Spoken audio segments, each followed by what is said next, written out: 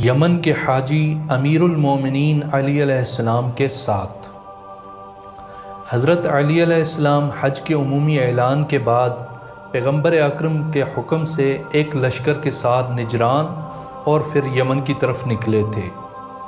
اس سفر کا مقصد اسلام کی دعوت اور خمس، زکوٰۃ اور جزیہ کی جمع آوری اور یمن میں پیش آنے ایک اختلاف کو ختم کرنا تھا۔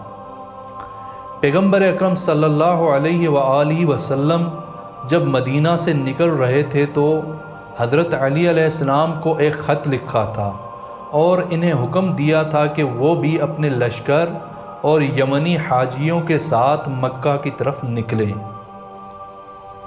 امیر المومنین علی علیہ السلام نجران اور یمن میں مذکورہ ذمہ داریوں کو ادا کرنے کے بعد اپنے لشکر اور یمن کے 12,000 افراد کے ساتھ مکہ کی طرف روانہ ہوئے۔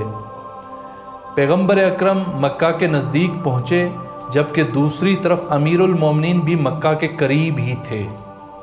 امیر المومنین نے لوگوں کو حکم دیا کہ اہل یمن کے میقات پر احرام باندھ لیں۔ پھر آپ نے کسی کو اپنا جانشین مقرر کیا اور خود پیغمبر اکرم سے ملنے کے لیے آگے چل پڑے۔ مکہ کے نزدیک کسی جگہ پر پیغمبر اکرم صلی اللہ علیہ وآلہ وسلم کی خدمت میں حاضر ہوئے اور اپنے سفر کی رپورٹ پیش کی۔ پیغمبر اکرم صلی اللہ علیہ وآلہ وسلم رپورٹ سن کر خوش ہوئے اور حکم دیا کہ جتنا جلدی ہو سکے یمن کے حجاج کو مکہ لے آئیں۔ امیر المومنین علی علیہ السلام دوبارہ لشکر کی طرف لوٹ آئے اور ذی الحجہ کی 5ویں تاریخ منگل کے دن پیغمبر اکرم صلی اللہ علیہ وآلہ وسلم کے کاروان کے ساتھ مکہ میں داخل ہوئے۔